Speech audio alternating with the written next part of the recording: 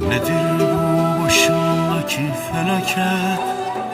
40 yıldır sefalette bu Ahmet. Kefenimi alın dikin bir zahmet. Gömün beni bir başıma. Nedir bu başımdaki felaket? 40 yıldır sefalette bu Ahmet. Kefenimi alın dikin bir zahmet.